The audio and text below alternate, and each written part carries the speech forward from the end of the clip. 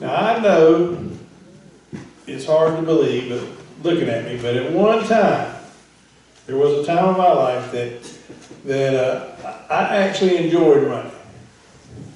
Do I look like a runner? No, not today. No more. But all through high school and middle school, or junior high, middle school, for those of you who don't know what junior high is, it's the same thing. But all through that I ran track. I ran high and low hurdles. It was a sprint. High and low hurdles is a fast race. And I think I chose that because it didn't require a lot of effort. I mean, as far as like a lot of practice. I mean, it's just a burst in a matter of seconds. The race is over. It doesn't take very long. I never understood those people who ran those long races. They just seemed silly to run for that long a period of time. I didn't know where they were going with that. I just thought it was a little nuts. The only time I've ever run really distance was in high school for conditioning. They made us run 5 miles for warm-up, and I thought that was nuts. I mean, I thought to run that kind of distance is kind of crazy. And nowadays I don't believe in any kind of distance. I mean, if Pam parks in the back part of the Walmart parking lot, I'm looking for the Uber number to see if I can get a ride in, because I don't want to travel that far. But in today's scripture reading, the race that they're talking about is a long race. It's not one that's run quickly. It's a lifelong thing. Race is mentioned throughout the Bible, the term race, the analogy of running the race. And it's always talking about, or almost always talking about, a lifetime journey, right? A spiritual journey. It's not talking about a quick burst and it's over with. It's talking about something that's lived out each and every day. It's a daily journey. From the time you get up to the time you go to bed, and then you start again tomorrow, right? But it's meant to be lived out each and every day. And all of us have a journey. And some of them are short, and some shorter than others, and some of them are longer, more distance than others. And I can tell you that's okay. Not all journeys are the same. Your journey and my journey are not the same, and they all have different lengths. And I can tell you that I've been with people at the end of their journey. As a pastor, I've sat at beds when people were taking their last breath. And I can tell you it's humbling to sit with someone who's taking their last breath. It really is, because it makes you realize too that one day that you lay down somewhere and take your last breath. And that the journey that you're living today will at some point come to an end. But it won't be the end of your journey. You see, because when my journey ends here on earth, and I know that someday it will, I don't know the time or the second or the minute, I don't even know the week, I have no idea when it will end. But when it does end, my life here will end, but my life will not end. Because my life with my Lord and Savior will begin in heaven. Because that's the promise, that's the hope and the trust and the faith in God's promises that I have. That I gave my life to Christ a long time ago. And then I know that when Christ said, I've gone to prepare a place for you, that's exactly what He's doing. That He's gone to prepare a place for me, and when I get there, I know He'll be there waiting for me. So my journey here will end, but my journey there will be just beginning, right? But what about the journey here? Because we're not there yet, right? We're not on the other side. Nobody's died since I started this sermon. It hasn't gone that long, has it? No, we're not on that side yet. But what about the race we're running here? It's a long race, isn't it? And it requires some preparation, doesn't it? Excuse me. I apologize. It requires some preparation, because any race requires preparation. And I said I ran sprints, and so I was kind of lazy. I would sprint a few things at track, practice during the day, and I'd run over a few hurdles, and we do this practice of starts, but very rarely do we run for very long. We were just out there. But a long race requires preparation. I've never heard anybody say, I'm going to run the Boston Marathon tomorrow. Well, have you started training for it? How long have you been training? When did you start training? 6 months ago? No, I'm just going to get out there and do it. Does that ever happen? No, of course not. That takes time to prepare for that, right? It takes time to be ready to get out there and run that marathon. It takes preparation, right? It takes a commitment, right, to run that long race. And the race, the spiritual race, the race of life that we're on takes some preparation. It takes spending time with God, doesn't it? It takes time spending time in His Word, to learn what He has for you to do. It means taking time to, Billy talked about this morning, prayer, about spending time in prayer every day. Not just when you need something, but every day. That you have a relationship with the Creator of the universe, and that He wants to talk to you daily, sometimes multiple times in a day. Not once a month, not once every 2 weeks, not just on Sunday, but every day. Because that's the kind of relationship that He wants with you, right? And God has a way of talking to us, not just through prayer, not through worship, but through other Christians, doesn't He? That sometimes you'll get somebody to come up and will talk a truth into your life, and you'll be like, well, I needed to hear that, but I probably didn't want to hear that, right? You ever have that happen? It's like, I needed somebody to set me straight, but I didn't necessarily want to hear it, but I need to hear it, right? So God uses other Christians. He uses what? Prayer. He uses His Word. How else does God talk to us?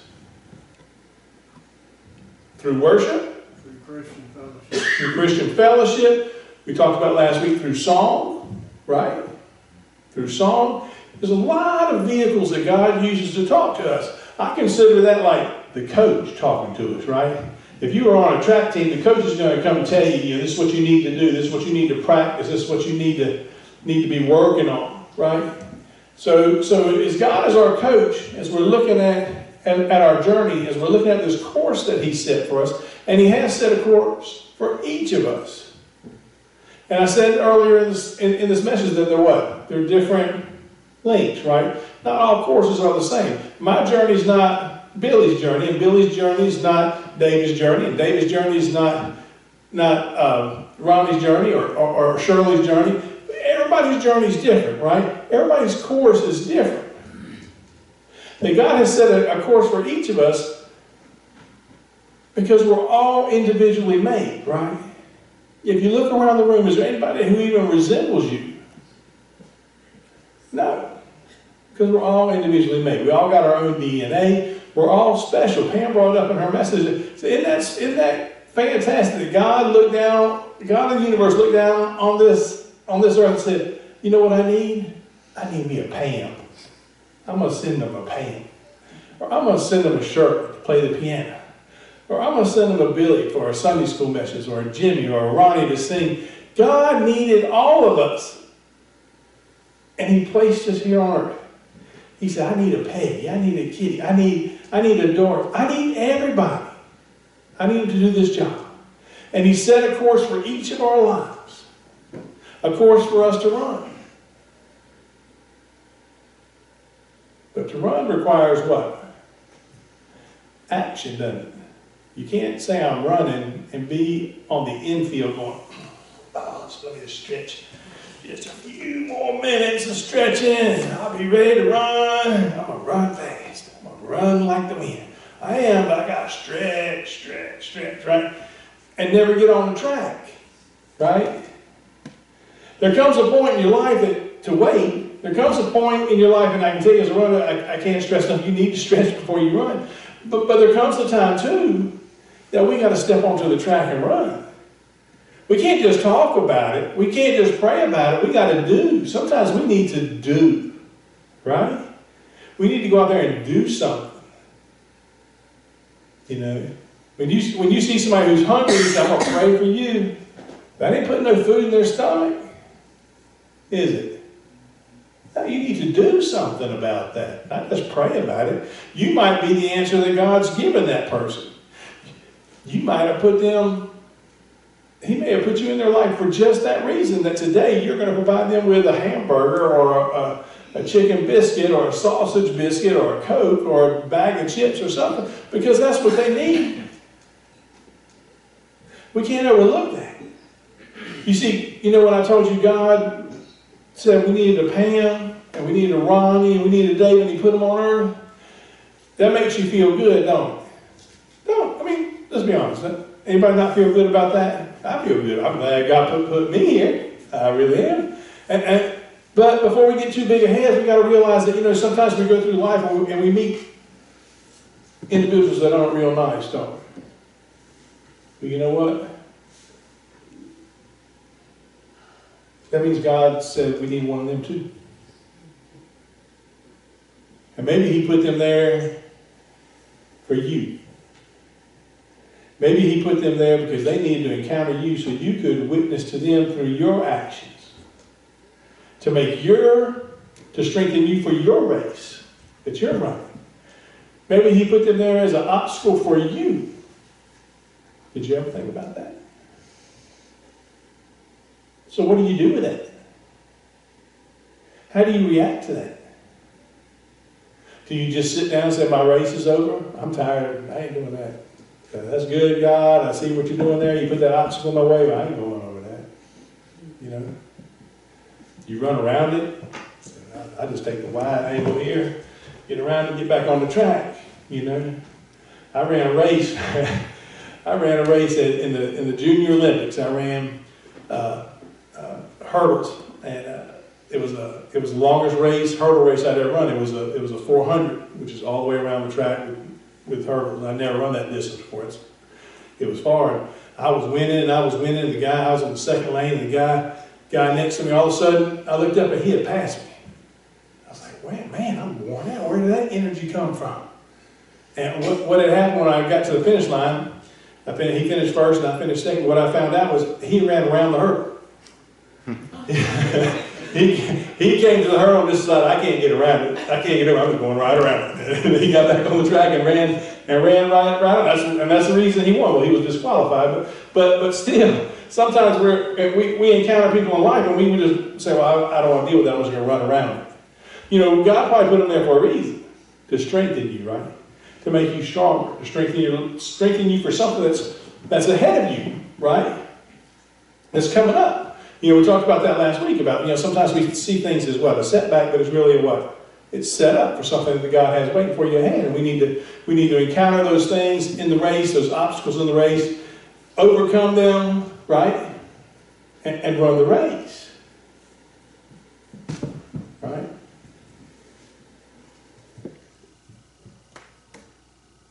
What is your race?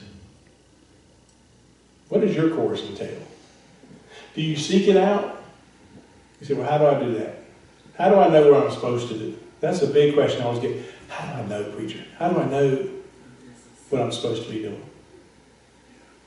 I mean, why can't God just send me a note telling me what I'm supposed to do? It'd be a lot. Would it be so easy if we just knew? Will we do any more if we knew? I mean, or will we just ignore that too? Because, you know, God did send you a note. He did. He sent each of you a note. You know where you find that at? Right here. He told you how to live your life.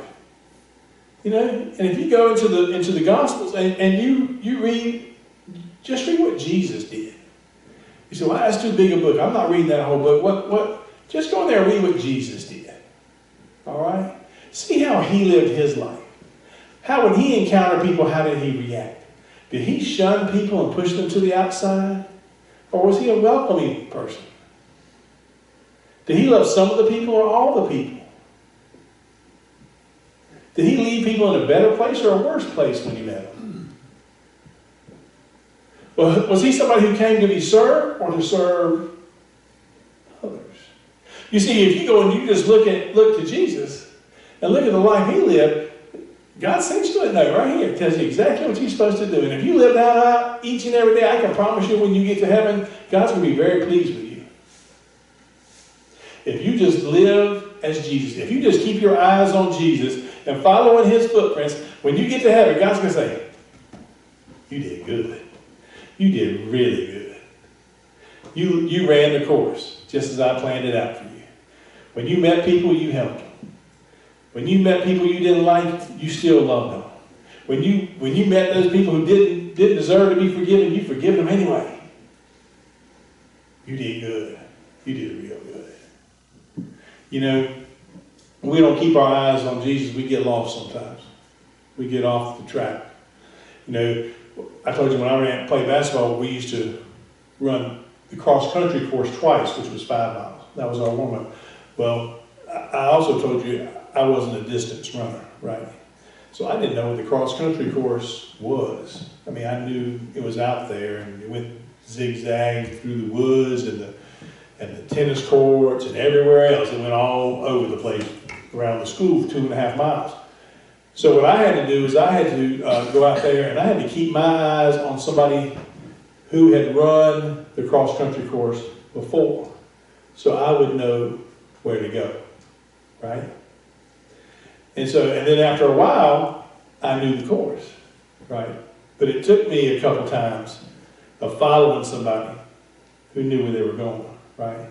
The same thing is true in our religious and our spiritual life. We need to follow Christ so he knows where he's going. You know, God mapped out the course. He knows where he's going. And you just need to follow him so you can get to where you're going. Right? Somebody say amen. Amen. Every time you woke me up, I just want to make sure everybody's awake. But yeah, that's how that works. That's how that works. We need to keep our eyes on Jesus so we can run the race that he's intended for each of us. The course that he's mapped out for each and every one of us. Because we're all unique. And our course is different. My course is different from yours. Yours is different from mine. But they're all created by the same God who's trying to get us where we need to be. That doesn't mean it's always going to be easy. Life isn't always easy. I'll make that clear. And I know there are people out there who are struggling, who struggle with some things that are overwhelming. And sometimes it's hard to even get out of bed. That's very real. There are people out there who suffer. I have family members who suffer chronic pain. They're in pain constantly, 24/7. I don't know how they do it. I admire them for doing it. So I know that sometimes the struggles are more than what we have in life. But the struggles are real. And the course may be confusing at times, and we may not understand what God is having us to do. And whenever I hear, I just don't get it. I don't know what God's having me to do here. I don't know why he's having me to do this. I don't know why I have to do this or go through this. Or I'm always reminded of that story of the man who fell asleep one night and awoke to a bright light, and it was God. And God said, I want you to go out and I want you to push on this big rock that was outside. And that's your job. That's what I want you to do. And so day in and day out, he got up every morning and he would go out and he would push and he would push and he would push on that rock. But as much as he pushed, that rock never moved. Not an inch, not a smidgen. That rock was too big. But every day he'd go out there and he'd push everything he had all day until he couldn't push anymore, and he'd go back inside and he'd eat and he'd go to bed. And he did it day after day after day. And he'd never understood it. And Satan came in and said, man, what you doing? Why are you pushing on that rock? Look at that. You haven't moved that rock. You haven't budged that rock. That rock you're silly for pushing on that rock. Why are you doing it? And it put seeds of doubt in his mind. He started to wonder himself. He said, why do I push on this rock? This is stupid. This is the dumbest thing. Maybe I should just show up and just lean against the rock and not really push on it and just kind of give it I kind of did it, but I didn't really do it, you know. You ever been there? You kind of did it, but I didn't really do it. I didn't really have my whole heart into it. Just kind of showed up and kind of did it, even though you knew God had instructed you to do it right. And he would just think, this is the stupidest thing. I don't know why God would even have me push on this rock. So he finally went to God in prayer and said, God, I've been pushing on this rock for months now, and I don't understand it. I don't know why are you having me push on this rock? It was crazy. I haven't moved the rock an inch. This is the most ludicrous thing that and God appeared to him and said, said, you know, when you decided to follow me and you trusted me and I told you to go out there and push on that rock, you did. You went out there and you pushed on that rock. But I want you to know something. I never intended for you to move that rock. He said, I just told you to push on it. He said, that rock is much too big for you to ever move. He said, but you've been faithful. He said, you know what, I'll go out and I'll move that rock for you. He said, but I want you to understand something. That time that you spent pushing on that rock wasn't wasted. He said, I want you to look at your arms, how much bigger they've gotten. I want you to look at the muscles in your shoulders and your back, how they've grown. And how strong your legs are now from having pushed on that rock. See, I come to you now and I'm able to move that rock, but you're a much stronger person than you were just a few months ago. You see, sometimes we think it's our job to move the rock, but God's only telling us to push. Right? To be obedient, to be trusting. You know, the biggest part of faith is trusting in what you can't see. Right? Trusting that the next step is there whether I can see it or not. Right? That God's going to catch me and God's got a plan and I know God's got a plan. So if God's got a plan, then this must fit into God's plan somehow. And I'm trying to open my eyes wide enough to see how that works. Not always easy. Not always understandable. But that's why I call it faith, isn't it? If he just laid it out there in front of you, that wouldn't require any faith, would it? None at all. You could see where you were going to end up. We all know where we're going to end up. But if you could see the whole path, it wouldn't require any faith at all. Like I said, I know the journey's not easy. And it's actually difficult at times. And it wears us down at times. Ronnie's song's going to be too close to home, right? Most of us are probably closer to home than we like to admit. But there's still plenty of journey to go. And I know it's going to be rough at times, but that's what we're called to do. To run that race that God has set before us. Some of you know or remember Pat Summit was the Tennessee Vols coach. You remember? I think she's the winningest coach of all time. And she had Alzheimer's, and you know, Pat had this thing that was kind of etched on her heart, a motto that kind of got her through each and every day of that journey as it got more and more difficult as she suffered from Alzheimer's, and it went just like this. It was left foot, right foot, breathe.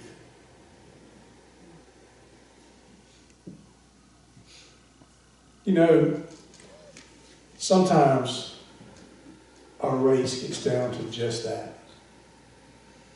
Left foot, right foot, breathe. Sometimes that's all we got. Sometimes our energy is zapped. Sometimes we're tired. Sometimes we're worn out. Sometimes the pain's too much. And all we got is left foot, right foot, breathe. But I want to tell you that that's enough. That to give all you have to the race, even if it's left foot, right foot, breathe, is enough. To place your trust in God and know that journey that you're on is leading you home. Is leading you to a place that one day you're going to cross over. And my hope is that when I cross over, when that time, when my race is over, when it's all said and done, is that Christ will be there to meet me and tell me that I've done a good job. You see, when I look in the mirror every morning, it's not pretty. When I look in the mirror every morning, I know my days of running have long left me. If you were chasing me with a machete, I'm not running. I'm just not. I just don't have it in me anymore. My legs and it's just not there. So I know my days of running that race are over. But I know my days of running the race that God has set before me still have days and steps left to run. that there are still people to be reached. There are words to be spoken. There's help to be given. That I still have work to do. I still have work to do. That when I do cross that line, when I do cross over, that Jesus will tell me, meet me and tell me, you've run a good race. Thank you, good, faithful servant.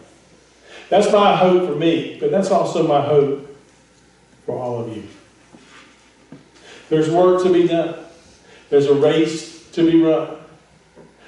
We need to take off the things that are holding us back. Those things, those sins that are holding us back, that are weighing us down.